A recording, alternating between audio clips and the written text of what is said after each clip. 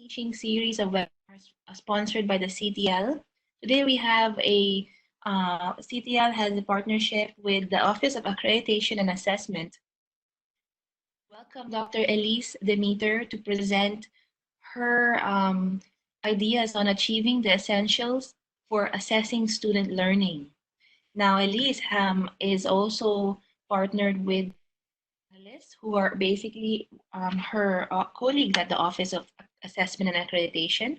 We also welcome Dr. Mitch Cotanar and Dr. Christine Robinson.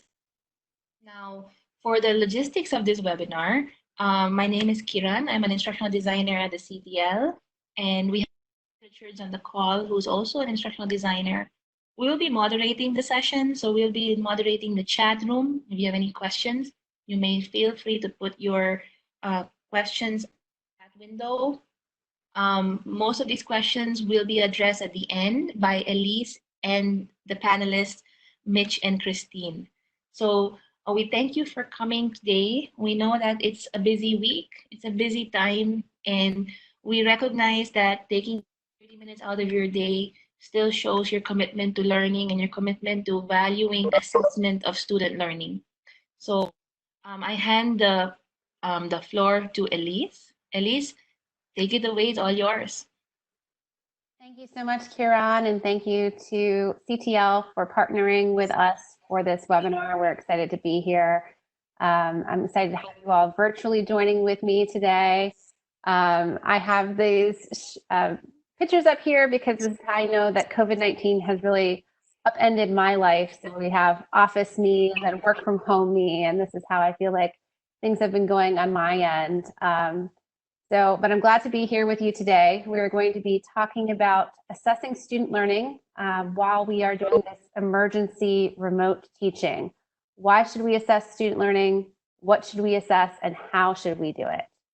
Kiran gave the logistics, so please feel free to ask your questions using the chat feature, and she will push through anything that's urgent to my attention. Otherwise, we'll address them at the end. I'm going to turn off my video so that hopefully improves our sound quality for the day, and we will continue with the PowerPoint.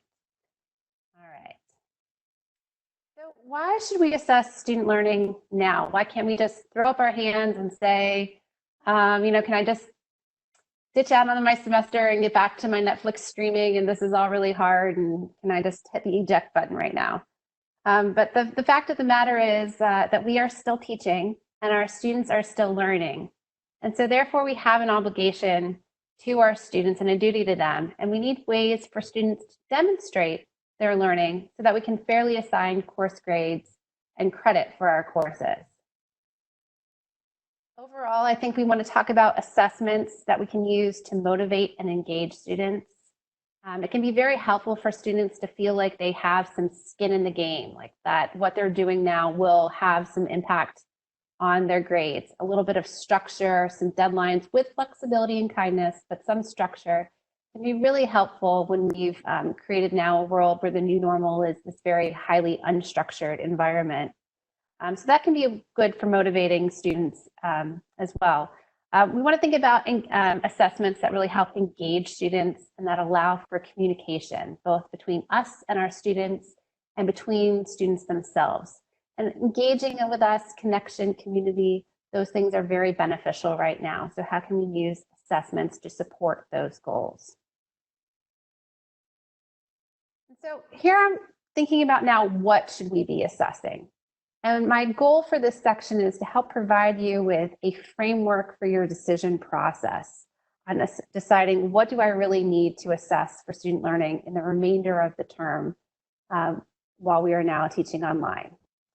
And so this is the process I'm going to suggest for you guys to go through. I want you to think about and list out your course's learning goals. And if you were in my office, you might say these are your student learning outcomes or your student learning objectives, but these are your goals for what you want your students to achieve in your course. And then I want you to think about and identify which of those goals were already assessed. What are things that you touched on in January, February, first part of March, before the current crisis hit? Can you consider those goals addressed and adequately assessed and just done good enough is good enough right now. And in contrast, what goals have you not yet assessed? What is still left out on the table? And for those goals that you have not yet assessed, I want you to really think deeply and clearly about what are really the most essential for your course. And that might require you to do some deep digging on what is it really important for my students to get out of my course? What do they need to take forward into future courses or into their lives? What are the really most essential pieces I can distill out of this? So I'll give you an example from a social science faculty member who teaches a research methods class where students would traditionally be in a lab using a statistics software in a hands-on format.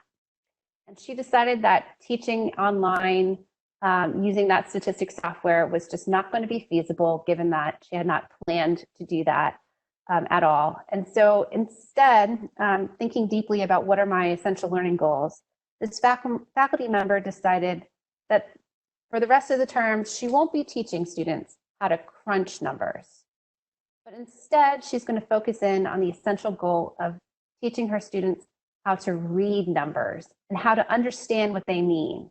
So thinking about being literate in statistics. And so this particular faculty member is now retooling her activities and assessments to really focus in on that most essential goal of learning how to be literate in statistics. And it's completely okay here if you decide that some of your original course goals are either completely unfeasible or just not essential. It is absolutely okay to cut those out. We really want to drill and distill down to the most essential goals.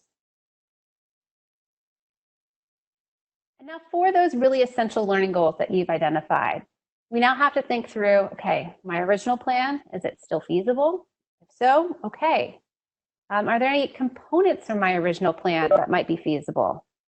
Can we do just those components? So I'll give an example here from the College of Education, where many of the courses in the spring would have teacher candidates embedded in a K-12 classroom, videotaping themselves working with students. Now, that, of course, is not feasible because there are no classrooms to go into to do that part of the work. But there are pieces of the rubrics that they would use that are still feasible. The teacher candidates can create a lesson plan, for example. They can write a reflection post where they think about the challenges that might come up when executing that lesson plan. They could discuss how to adapt and alter their lesson plan to account for different student ability levels, for instance. So those are pieces of the original rubric that might still be feasible to do. And the pieces that are unable to do, we can just cut those out at this point and focus in on what we can achieve. If you decide that to achieve your essential learning goals and to have students demonstrate their learning there, you really need a new plan altogether. We want to think creatively about an alternative assessment format that will support students in an online format. So brainstorming with colleagues there is really useful, and we're going to dig into the next section about how to assess students given our current circumstances in much more depth. I'm going to suggest that as you go through this thought process that you take some notes and document your thinking. This would be useful if you were ever asked to talk about how did things in your class shift as a result of the COVID-19 crisis?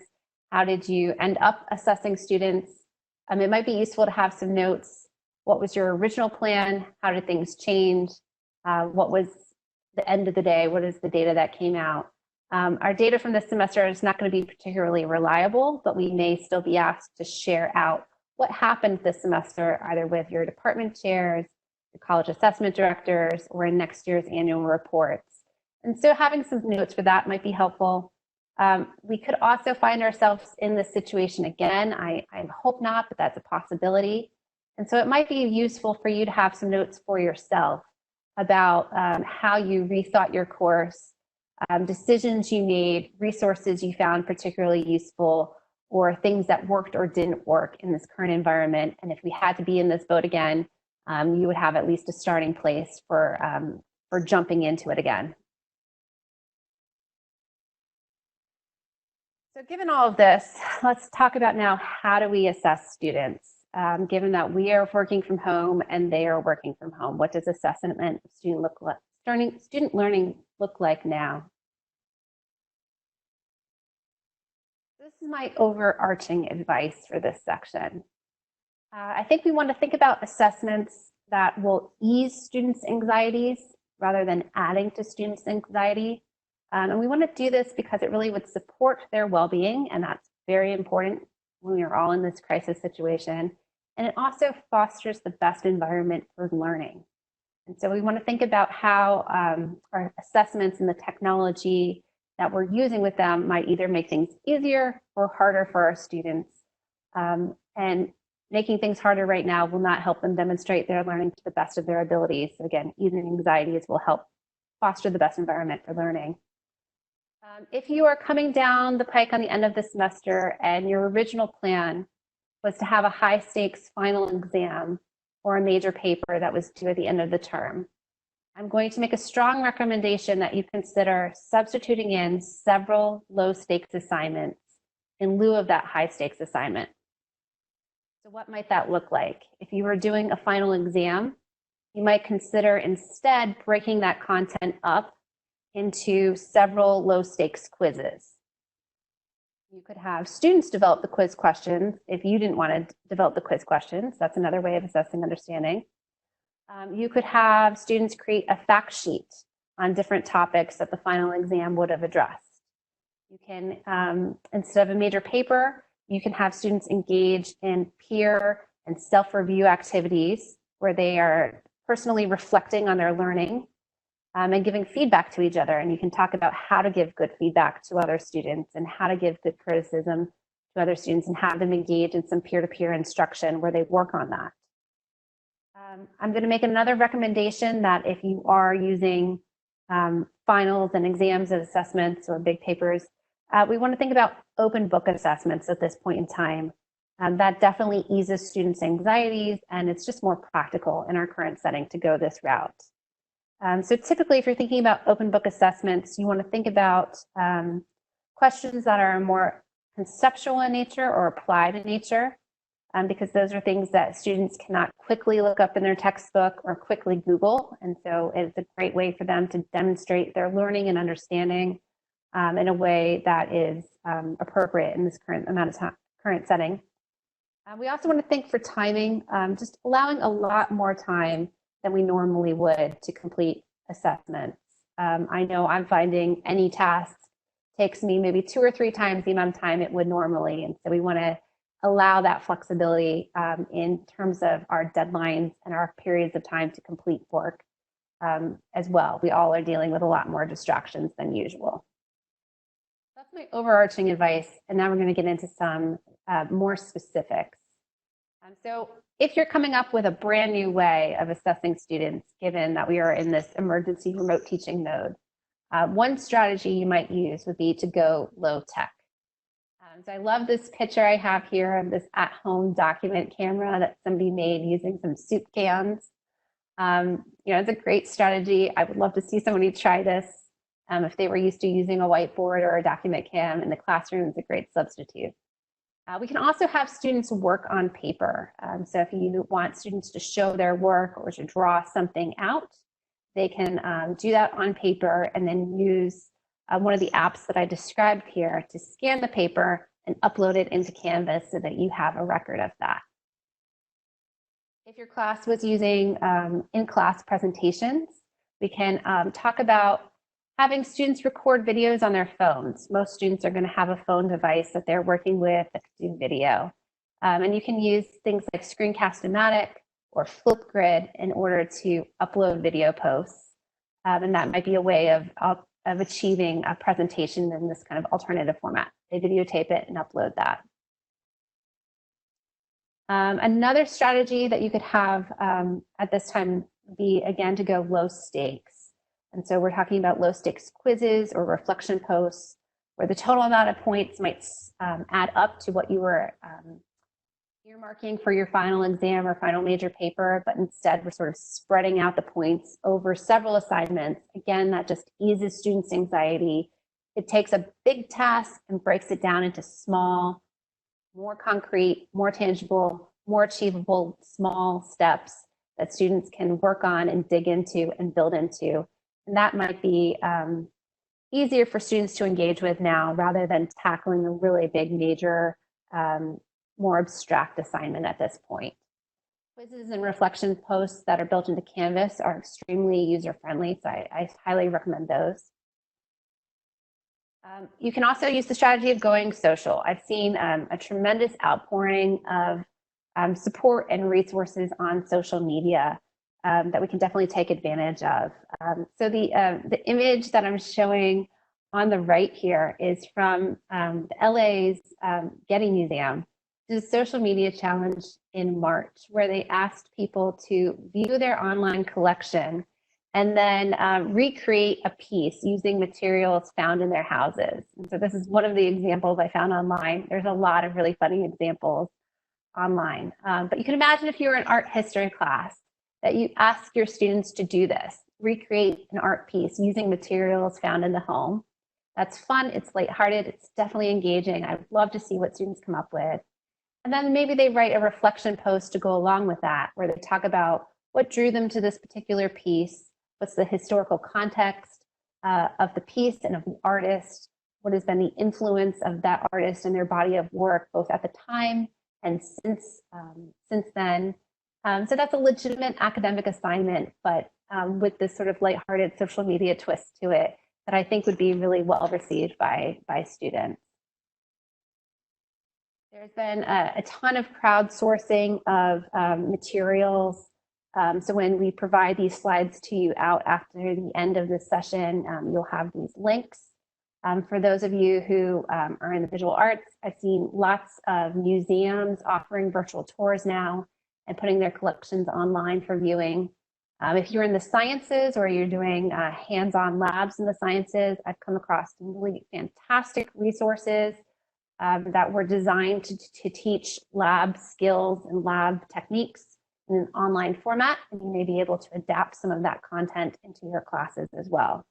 I've also seen a lot of Facebook groups pop up where people can crowdsource ideas and get feedback and hear alternatives from faculty who teach in the same discipline as them. And so that is another resource you can take advantage of.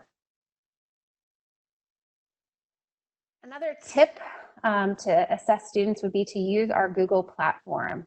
So this is also very device-friendly, very friendly set of tools to use in our remote environment.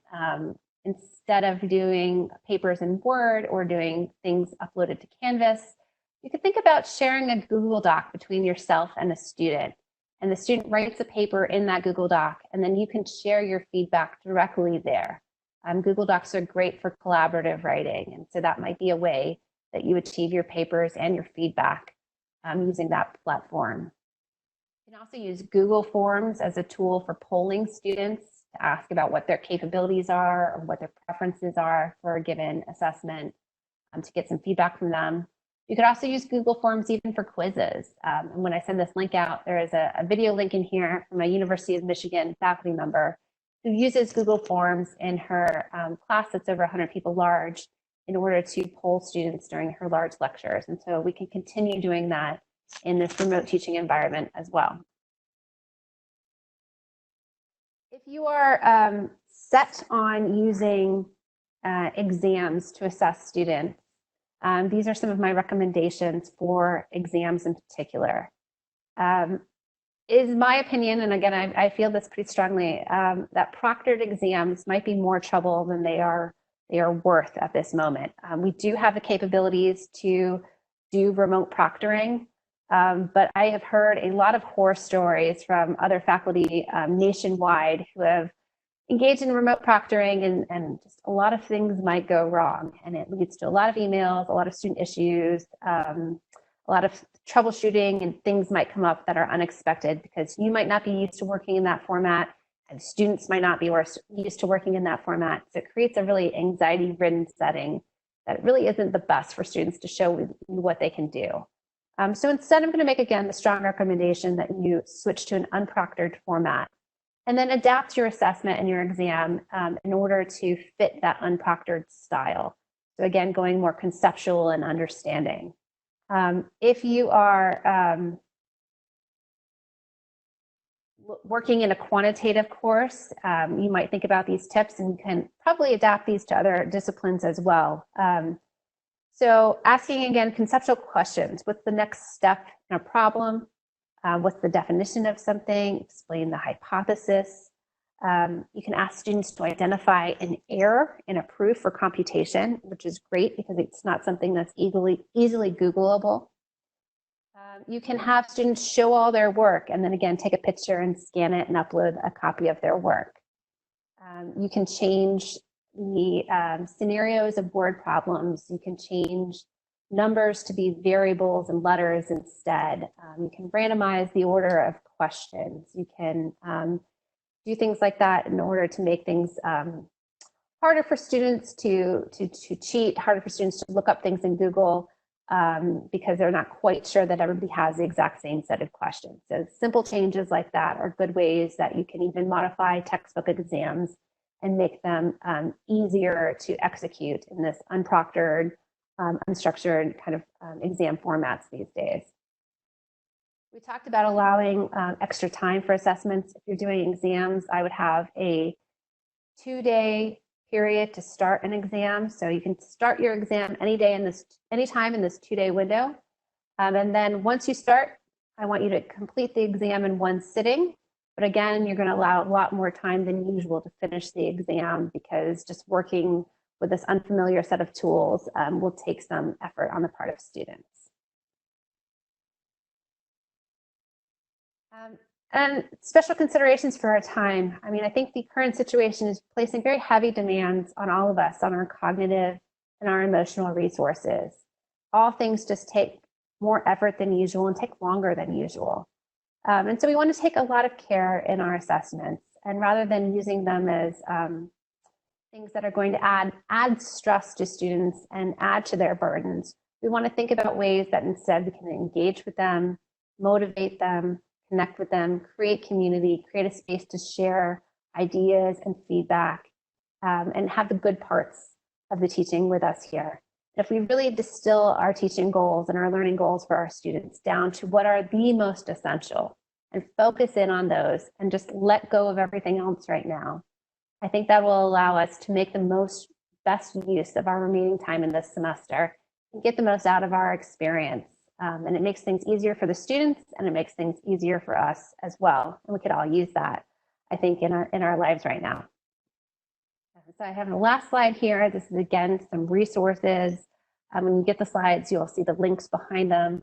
I've seen some really great resources crowdsourced that cover a variety of disciplines, talking about how to teach online as well as how to assess student learning online. And so I will share these with you after the fact. If you have specific questions that come up later on when you are working from home after this webinar is done, you are welcome to email me, and I can also share those questions with my colleagues in the Office of Assessment and Accreditation, and we can help you brainstorm through your specific situations as well. And so with that, I'm going to open up the floor here. I'm going to invite my panelists, Mitch and Christine, to answer any questions you may have. So if you have any questions, you're welcome to ask them live here, either turn off your microphone or turn on your microphone, excuse me, or ask things via the chat, and Kieran will fill in. Elise, thank you. We welcome questions. Feel free to unmute yourself if you want to ask your question live. We're just a few on the call, so definitely we can manage that. I'm going to start with one question, Elise. A lot of faculty have been asking us at the CTL this question, like the idea of managing time for activities and assessments differently, planning in the spring versus planning for the summer. So for example, we keep on advocating for to be considerate of our students' time and considerate of each other's time, and try to really just focus on the very essential goals and assessments so that we could still meet goals but not really burden the students at this time. How would this be the same thinking we want to have for the summer course development and summer implementation of courses, or should it be only something we think about now and then go back to the normal way of how we plan courses coming fall and in the summer? That's a great question. I think a little bit of both. We have a disadvantage currently that we were not planning for this situation. And so the pivot cost us time. Getting things online when that was unexpected cost us all an extra layer of time and burden and effort. And so we especially have to prioritize and winnow things down right now because achieving anything right now is just extra effortful. When we move into summer, we have the advantage that we know we're going to be online. And so there might be some cost savings in being able to plan for that environment. I think we will still have to think about what are really the most essential goals and what's most feasible. You might be able to do a little bit more given that you know this is coming and you can plan and allow for it, but it's still going to be a little bit of a different environment for everybody to be working in. Yeah, definitely, Elise. Thank you. Are there any questions from the audience today in the webinar?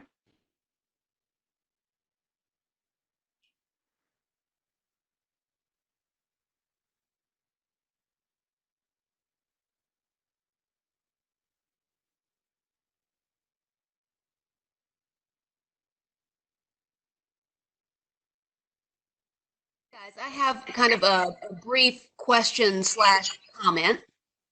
My major concern with assessment this semester is that I'm assigning an individual grade, but I have no way to police my students, or no way that I'm willing to do to police my students for whether or not they're working on their own, or whether they're working together, for example, on these assessments, quizzes that I give them, or tests.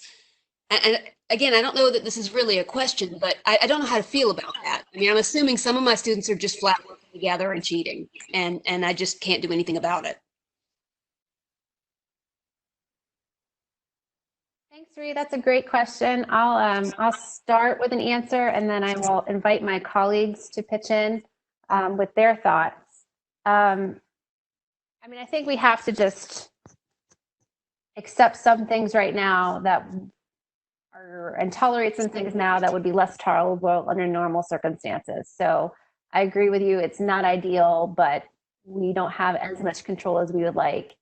And so some things we just got to let go of a little bit.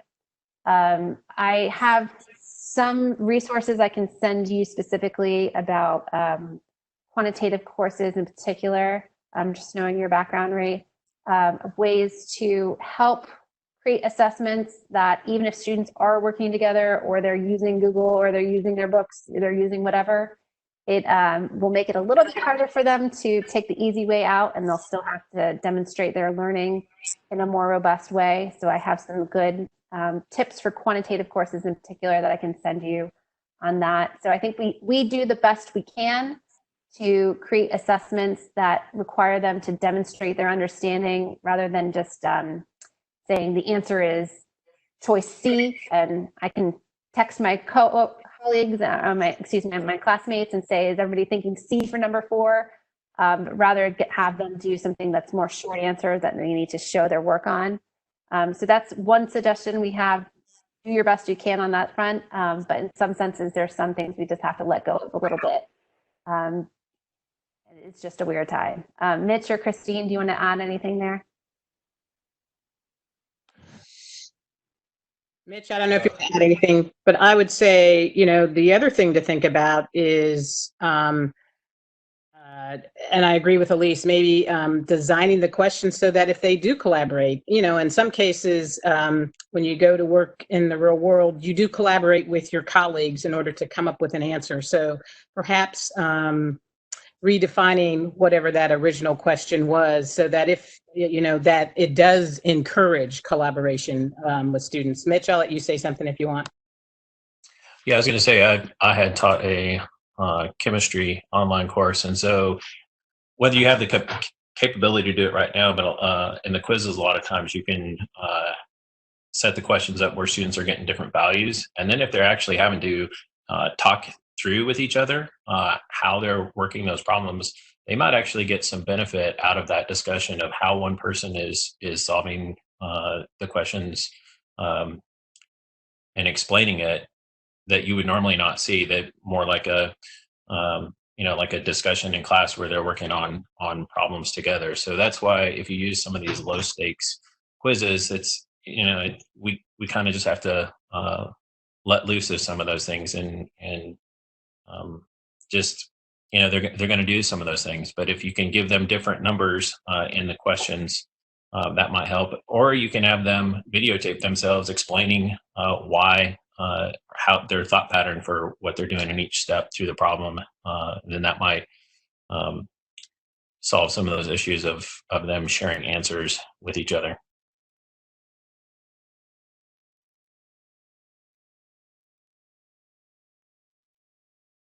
So Ree says in the chat she likes the idea of leaning into collaboration. So I'm glad that was a helpful tip for you. Sharon says she echoed Ree's concern. I know Sharon's coming from the background of anthropology. Sharon, I don't know if what we've said has addressed you in your disciplinary perspective well enough, or if you'd like us to talk more about things that might be more relevant to your particular course, you can let us know. Sorry, I didn't want to unmute because I have a loud background at the moment. But I agree with the leading into collaboration, but I am also concerned about, I guess, like, how do you communicate working together is okay, or if other students are taking it serious, not to look at the books or not to use those resources while others are. So how do I communicate correct expectations for taking like a low stakes quiz, or does that question make sense? Sure. Mitch, do you want to answer Sharon's question?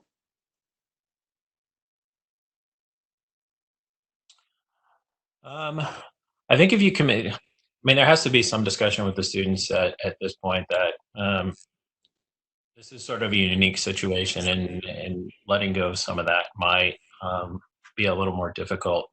I think is if we look out into maybe the summer, teaching these classes in the summertime, you'll have a little more time to think about how you can construct some of those assignments to get students to not be able to necessarily collaborate quite as much and have to kind of take things on their own. We're all in this is a difficult situation, and sometimes we're just gonna have to unfortunately let some things slide, as we said, that we probably wouldn't let slide at this under normal conditions. I'll add to that. I think if you are thinking about your assessment in a way where it's not just tell me the answer out of this multiple choice, or the answer is this one simple answer that is easily shareable and something that students could just look up easily or talk to another classmate and easily derive. But if you're asking them to do something that really helps them demonstrate an understanding in a little bit more depth, I like Mitch's idea about having them videotape themselves explaining something. That's a great way to assess individual understanding. You could make it clear that it is okay to collaborate with others if they wish. It's not required. It's not a group project, but if they want to talk to their classmates, that's okay. They still have to individually submit their contribution.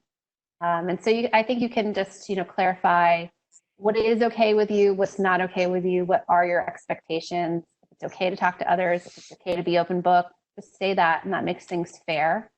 And then if people want to go that route, they can. And if they don't, they can still work independently. So I think just being upfront and explicit and transparent with what you want, and then realizing the reality is that we're just going to have to make some allowances, that things are not going to be quite so perfect. And hopefully we can do a little bit better, as Mitch said, this summer. That would be my thought.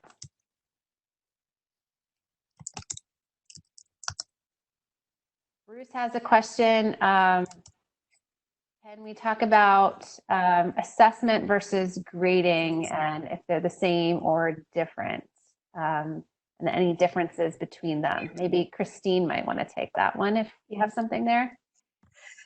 So I'll ask Mitch and Elise to kind of share on this one. That's a great question. And if anybody wants to jump in as I'm pivoting to an answer, let me know.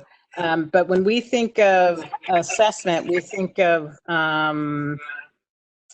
identifying, we think of formative and summative assessment, I will say that. And so formative is some of the low stakes information, as Elise alluded to, as well as, you know, the end of the semester. And we think of it as an opportunity for not only faculty to understand how students are doing and how they can help them move along, but also for students to be self-reflective and how they can improve themselves. I think we talk about grading as a, that's the final, that's it, and you may or may not necessarily learn from that final grade and how to improve and where to improve. Elise or Mitch, if you want to add to that.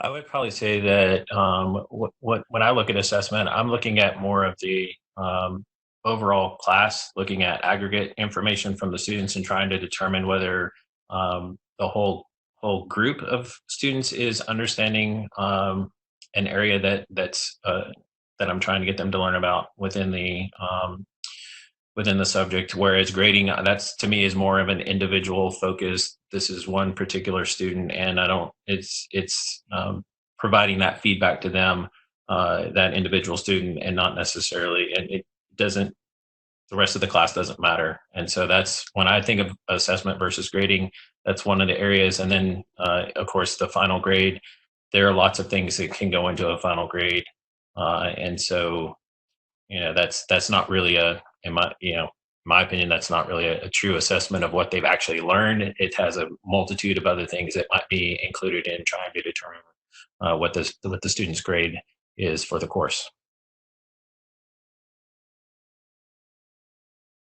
Thank you both. I think that was a great answer. Any other questions from the group?